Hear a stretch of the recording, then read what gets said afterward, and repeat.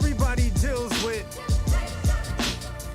and everybody's just different, but I want to talk about just be honest about what goes on in my own head. Yeah. One of the greatest temptations I'm facing right now is getting lazy with my style and saying I ain't appreciating Mike's town. I serve too small a market, I need a larger target. You know, a broader audience who's spending dollars on this. And as of right now, this temptation for making some crazy statements, complaining, but I know how pride sounds. I'm everybody's favorite, maybe one of the greatest. The peak of every playlist. You'd be a lame to hate this, but the truth is it's foolish to say this.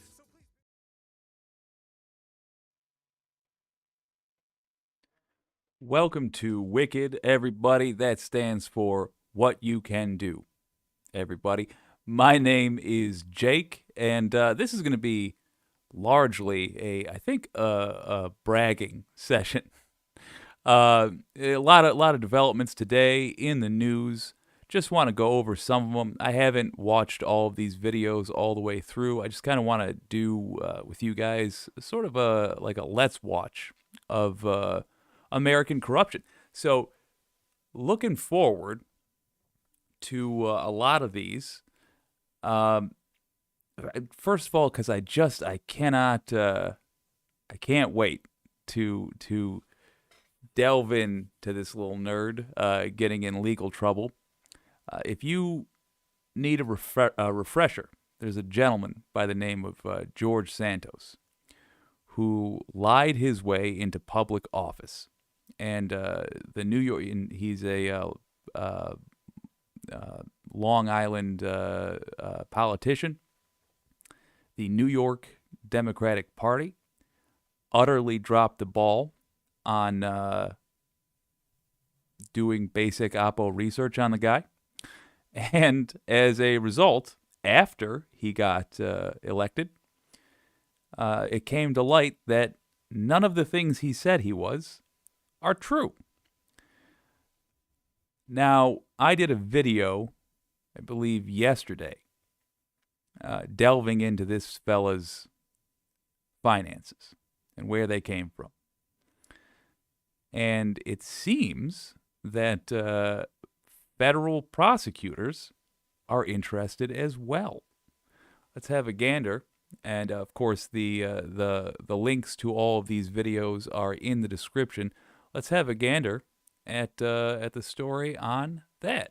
Well, there are new details today about the political scandal involving incoming Long Island Republican Congressman George Santos. Sources tell ABC News that federal prosecutors are now looking into his public financial filings. The focus is on the source of Santos's sudden wealth. When Santos ran for Congress in 2020, he listed zero assets and a $55,000 salary. This time, Santos claims he made millions of dollars. He also loaned his campaign $705,000.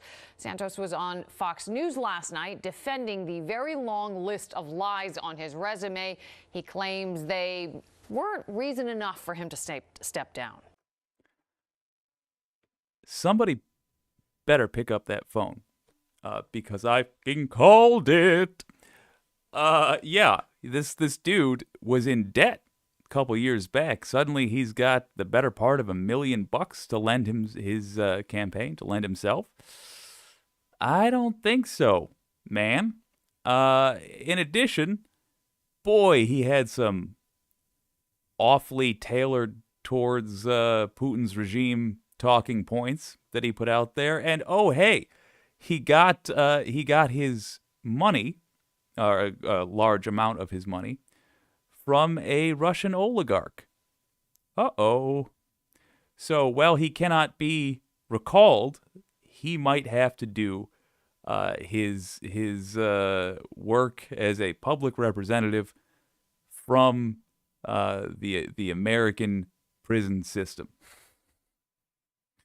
Delightful. Let's watch, of all people. I believe they're gonna toss this to Tulsi Gabbard herself. Just an utter nut job, but she did good on this. I think they're going to Tulsi.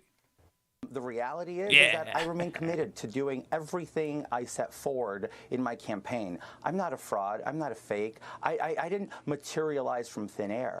We can debate my resume and how I worked with firms such as Goldman and Citigroup. Is it debatable or is it just false? No, is it debatable or is it just debatable. false? No, it's not false at all. It's not false at all. Santos' response to the scandal is not really sitting well with some of his fellow Republicans. Long Island Congressman-elect Nick LaLota wants Santos to face a House Ethics Committee investigation, and at least 2 current Republican congressmen are now calling on Santos to step aside. The Attorney General and Nassau County District Attorney are also investigating. Delicious. Oh, it's so tasty. Oh, my word. So yeah, Santos, boy, look, he's got your standard Republican immunity. Can't be denied that he is in the Republican Party, and therefore it will be more difficult to prosecute him. Why is that? Number one, it means the political party that would be pushing for his prosecution, that would be putting the necessary pressure on the Justice Department, are the Democrats. There's 2 problems there. One, Democrats they benefit financially from Republican corruption. Wealthy Democrats do. And 2, you all, lefties, are law-abiding, patient citizens, and we need to train that patience out of ourselves. There is an illusion of equality of numbers between the Republicans and the Democrats. It ain't so. But Republicans are way more politically active, and more importantly, they are way louder. Part of that comes from the fact that they don't care if something is ethical or moral or legal or whatever. They'll chime in loudly and constantly with their opinions at the drop of a hat. And we, on the presumably left, wait to see if we're right. That's fine on its face, but the problem becomes we get gun shy when it actually is time to demand these things. And we have no shoulders to stand on. There are not lefties from previous generations that did a great job of holding people on the right accountable. So that's all going to be an issue. That said, this falls into the Donald Trump category of being so blatant that it's embarrassing for the other people that are trying to get away with crimes, the other people who are playing this game subtly. So it is in their benefit to turn on this mother effer, and it is delightful to see it happening. To have even Tulsi Gabbard going after him. And I got to give Republicans credit on this front. When they go hard. Oh, absolutely delightful. Okay, we'll keep our eyeballs on that. I do want to just stress, very dangerous to have a Russian plant in a governmental in a government job in America. But hey, it's something. Now, speaking of right-wingers in criminal trouble, it just keeps coming. Mark Meadows, I'll get right to it. He was caught burning documents. We've actually known this for some time. The rumors about him, he and others of the White House destroying documents improperly. Why is that a bad thing? It's a bad thing because if you don't do it properly, how do we know if it's not a cover-up of some nefarious activity? Have a gander at this. We start with the January 6th committee releasing more new witness transcripts, revealing stunning new details from inside the Trump White House. More from the star witness, White House aide Cassidy Hutchinson, who told the committee her then boss, White House Chief of Staff Mark Meadows, would burn documents. Liz Cheney asking Hutchinson, "Did you ever see Mr. Meadows burn documents in his fireplace?" Hutchinson replying, quote, "Yes, maybe a dozen times." Emphasizing, quote, he, as in Mark Meadows, would put more logs on the fireplace to keep it burning throughout the day. And that between 2 and 4 times, he had Mr. Perry in his office right before discussing the vice president's role on January 6th. Okay, so we knew about the document burning, although it wasn't made as a big a deal a couple months back, whenever this first came out. What at least I was unaware of was the company he had, that Mr. Perry is what is known as a small fish. And that is a person who the Justice Department can use to climb up the ladder. It is extraordinarily likely that we're going to, assuming Merrick Garland doesn't chicken out entirely regarding Donald Trump, the case built against him will start with the little guys and work their way up to Trump, with everybody tattling on everybody else all the way up. There's also a level of detail here that I was unaware of that is, it's just delightful. I cannot wait for us to get to the point where Mark Meadows has to testify under oath, cannot avoid it anymore. Oh, that's going to be good. That is damning testimony for Mark Meadows. Burning documents in his office fireplace during the transition period. This new revelation will certainly get the attention of the Department of Justice. More on that in a moment. Will it, though? But okay. Hutchinson also telling the 1-6 committee she remembers Meadows, quote, having a meeting with the outer Oval saying, let's keep some meetings close hold. Close hold, meaning let's keep those meetings off the books so no one knows. Hutchinson testified there were certain things that had potentially been left off the Oval Office diary. Hutchinson also testifying that her first lawyer, Stefan Passatino, who was paid by a Trump PAC, told her, quote, the committee doesn't know what you can and can't recall, so we want to be able to use that as much as we can, unless you really, really remember something very clearly. She elaborated, quote, in my mind, this whole time, I felt this moral struggle. So a couple of things. Number one, the beat, that's, I think, is her name Katie Fang? Well, the gal that's in for Ari Melber, doing a solid job, right? Thing number two. I am sympathetic to Cassie Hutchinson from January 6th on. It is hard for me to totally set aside the fact that before she was possibly in legal trouble, she was fine with all the things Donald Trump was doing. Remember Kids in Cages? Do we even know if all of those kids had been reunited with their parents? She was fine with that. She was complicit in that. If you find that she gets a job on CNN or some similar nonsense, don't watch her show.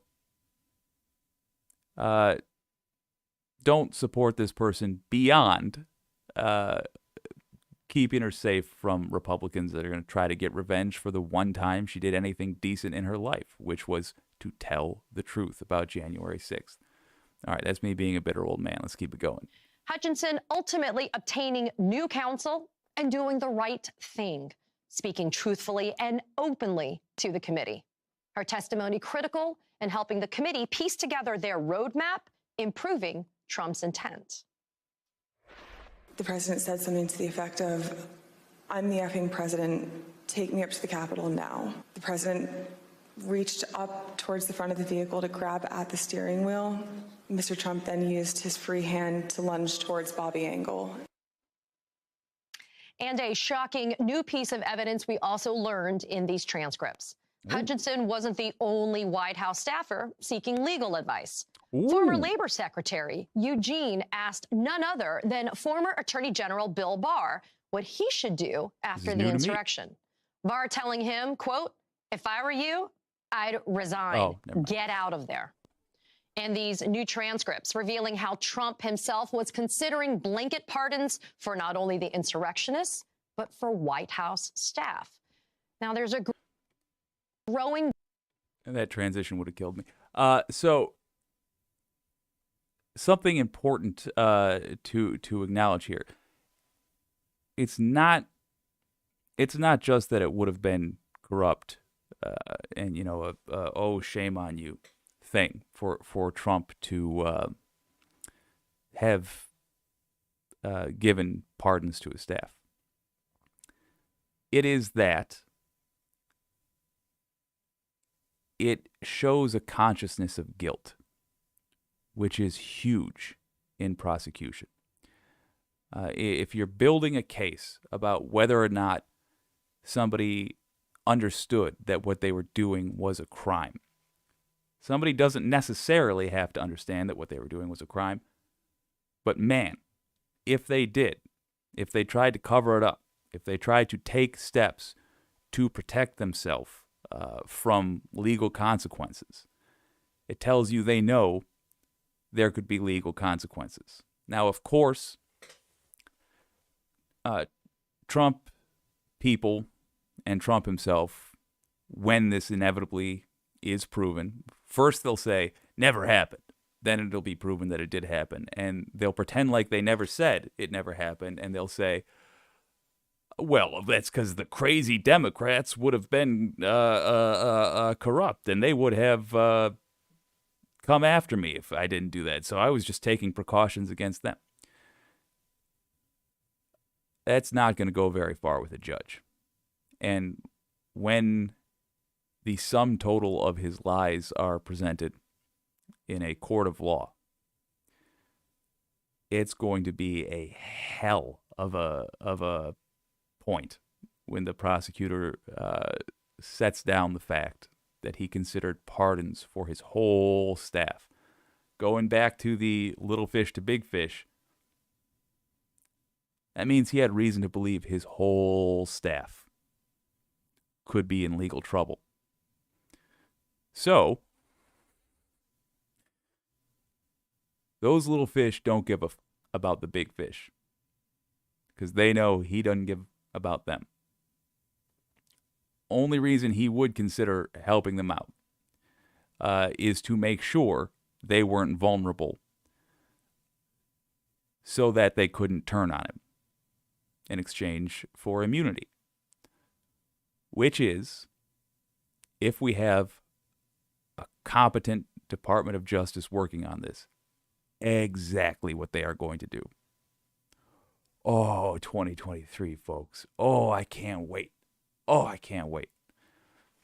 Don't ever take for granted that the Justice Department will do its job, and doubly so if the person is wealthy, and quadruply so if they are a conservative politician.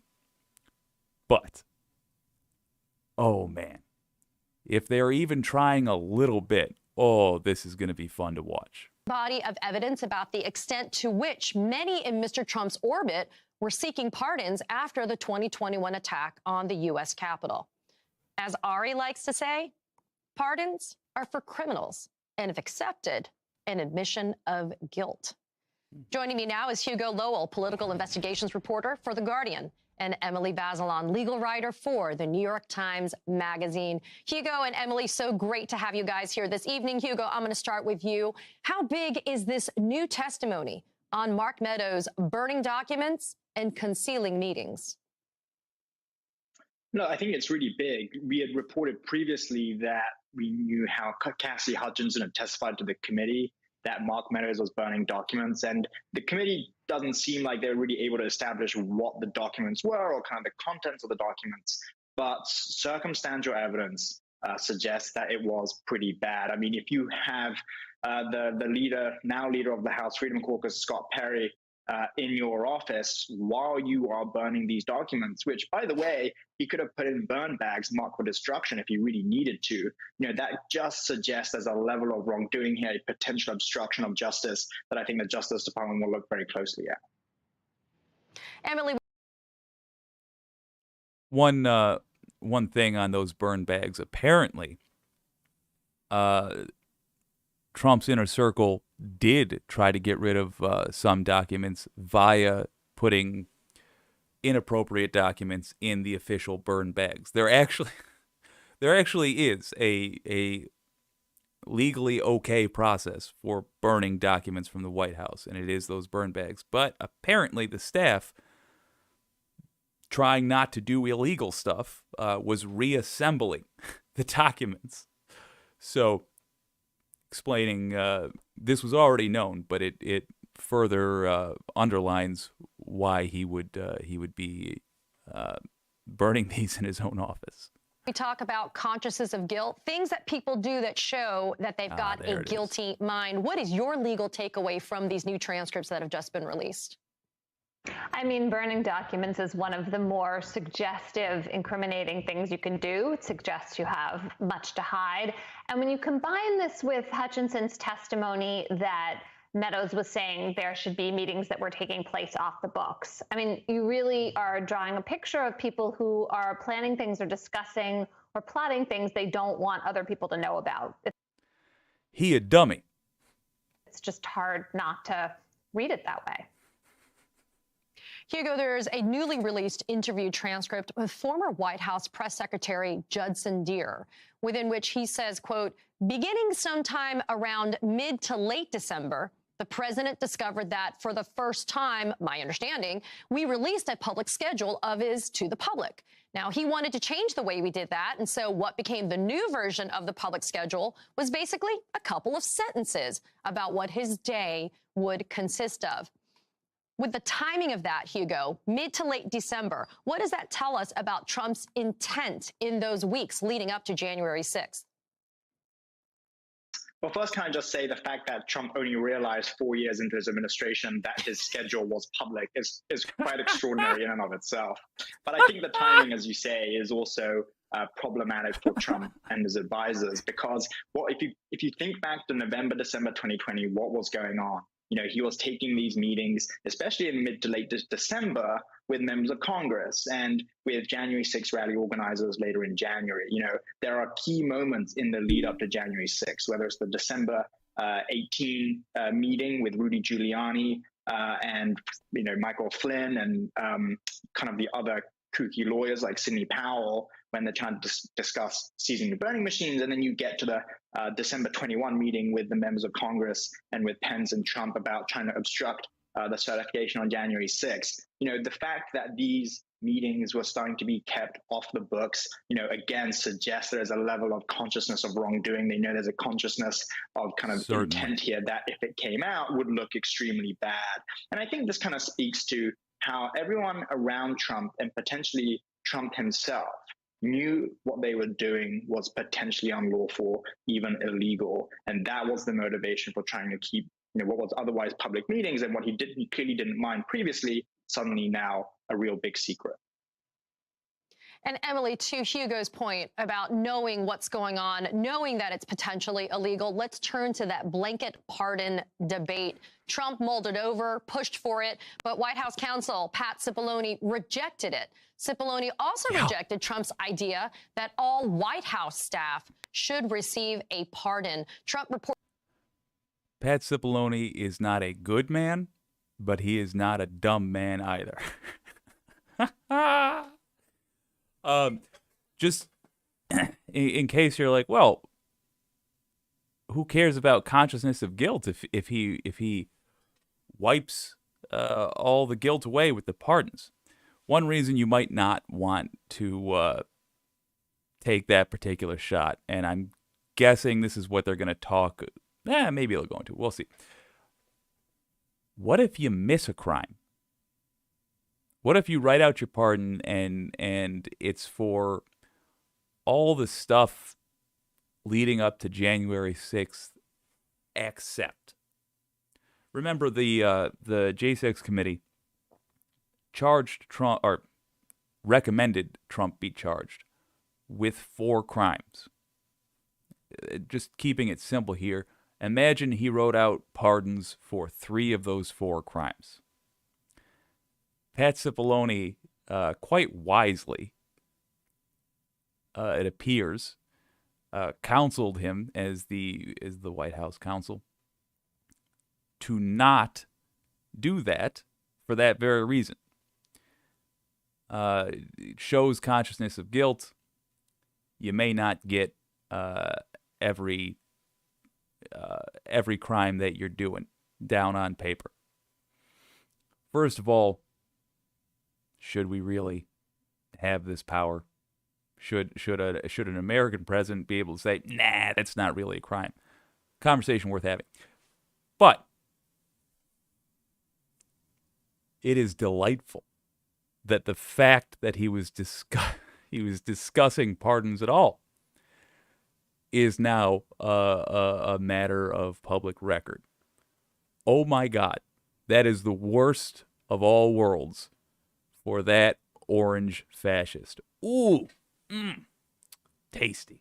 Let's keep it going. Reportedly saying, quote, well, just so they can't go after them for any little thing. And Cipollone saying in response, yeah, but no one here has done anything wrong. Now, I mean, Emily, that might be up for debate if nobody did anything wrong there. And I guess more thanks to Pat Cipollone for his counsel on this one. But doesn't this just further fuel the fire when it comes to Trump's criminal intent? Why pardon anyone or anything if nothing was done wrong? Surely does. I mean, Trump's lawyers will argue in defense, if this becomes an issue in court, that he was just acting preventatively, that, you know, he's someone who liked to use the power of the presidency in unorthodox ways. This is just one more example of that. He was doing a favor on the off chance that there was any potential for criminal liability. And I think your question will still be a good one, whether that's really a believable explanation for this idea of a blanket pardon. You know, Hugo, Cassidy Hutchinson also testifying that QAnon was brought up often in meetings, saying, quote, I remember Marjorie Taylor Greene bringing QAnon up several times, though in the presence of the president privately with Mark. I remember Mark having a few conversations, too, about more specific to QAnon stuff and more about the ideas that they had with the election. Hugo, the close proximity of QAnon to the Oval Office. I mean, it's not even proximity, it's in the Oval. What does this tell us about how it's no longer considered to be fringe?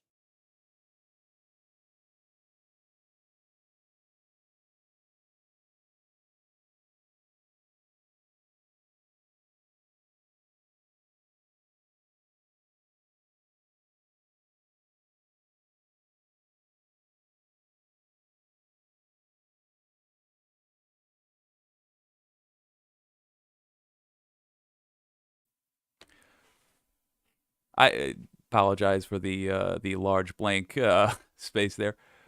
Corporate media tends to get this wrong. They frame things not in terms of let me put it like this. They tend to assume the best as a matter of kind of twisted ethics. But they say like, oh, Trump believed this. Trump believed that. Trump says he believes this. Trump says he believes that. This is not a guy who necessarily believed any of this conspiracy nonsense. When has he ever felt shackled to the truth? Not ever. He's simply looking for a narrative everyone can agree on so they can go do their crimes. That's it. That's all Trump's trying to do. So, when this QAnon stuff is in his proximity, he's not looking at this like, oh, that's how they did it. He doesn't think it was stolen.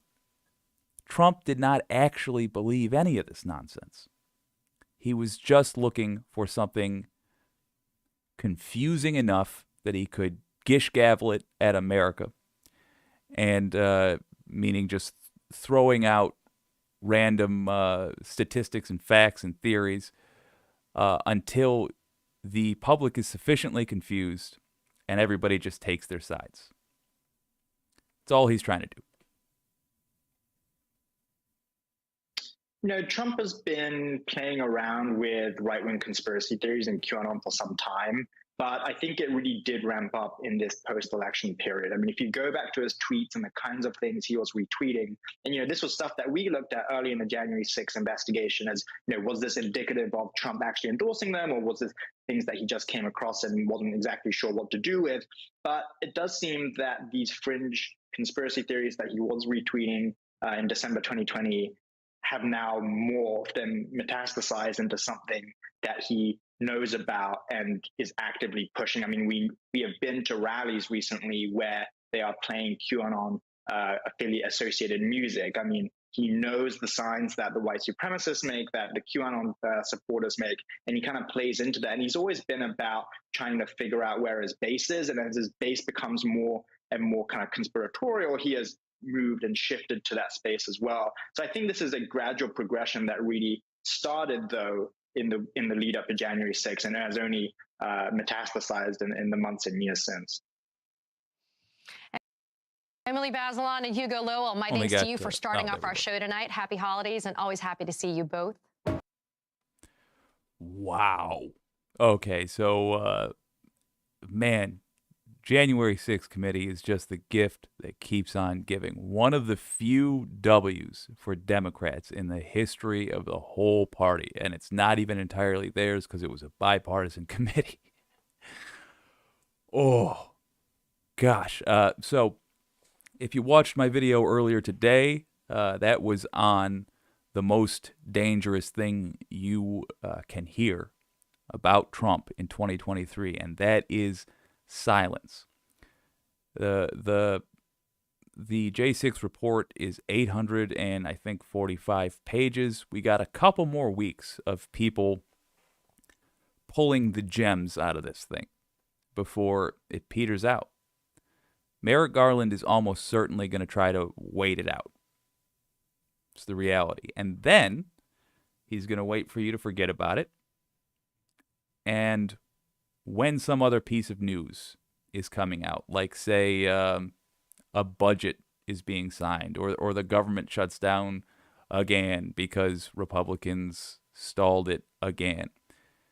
In the middle of that, or on the eve of that, whatever, at some point where it can be covered up by other news, he will, if he's going to fully chicken out, he will try to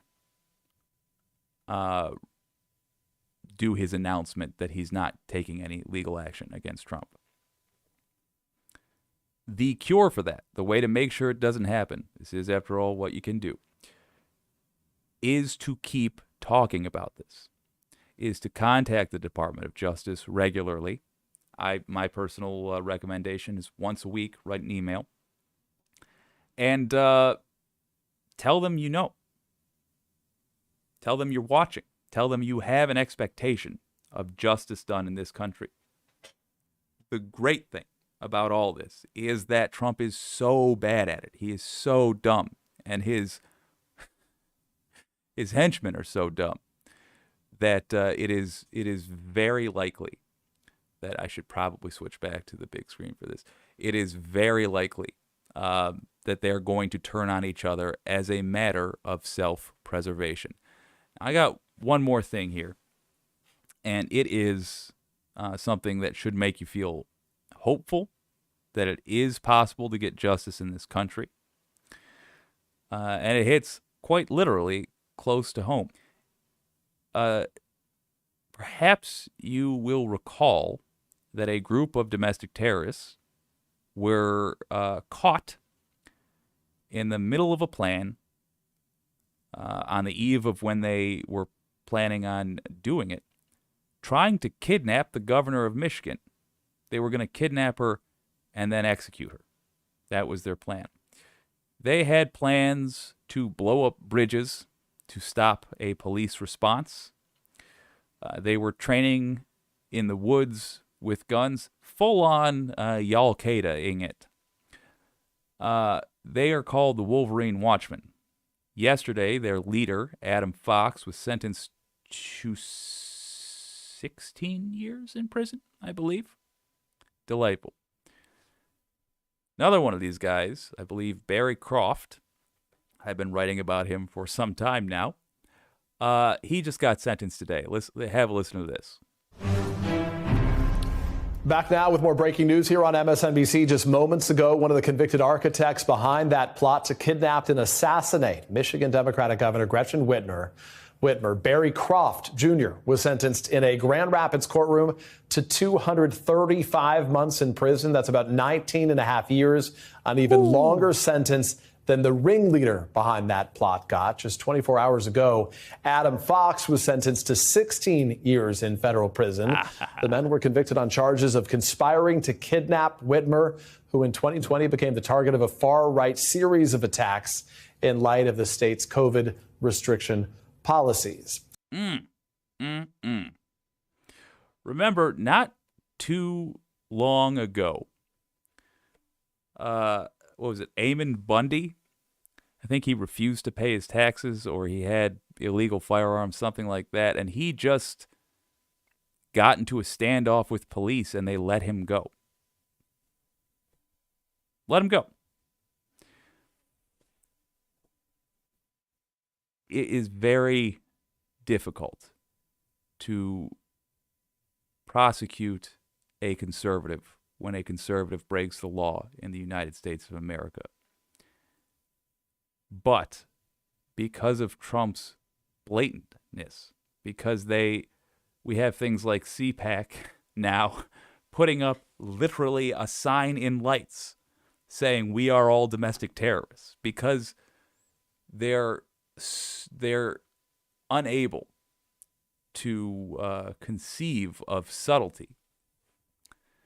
The Justice Department has been forced to act, and to see the Wolverine Watchmen, this terrorist scum, getting actual prison sentences that will actually make the next group of terrorists hesitant to try something like this, is delightful. Oh, doesn't it just warm the heart? Well, I'm going to probably drink some alcohol in celebration of all of this news. It's just been a hoot and a half. I hope you all have a wonderful rest of your evening. I do want to say, if you have something that you would like to know what you can do about, if there's something troubling you and you want to know what it is you can do to make it better, put it in the comments. I'll look into it if I haven't heard of it before. That is ultimately the purpose of this channel.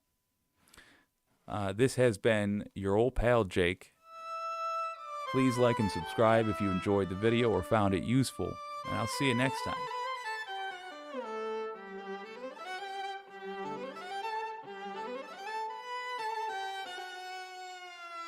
Talk to me nice, ain't about winning, don't talk to me twice. I don't play dice, I'll make a move on the board, it's precise. The fuck is the price? I took a fiddle and dipped it in ice. I took a call and now I'm on a flight. Crew heading east, got a booking tonight. First stop is Atlanta, I got breakfast plans at the Waffle House. Next up is Miami, I'm hitting South Beach, fuck we talking about. Show out, we in Brooklyn, I'm on Flatbush and we rocking out. Then a red eye to Los Angeles, got a rich bitch waiting on the couch. Life's gonna try.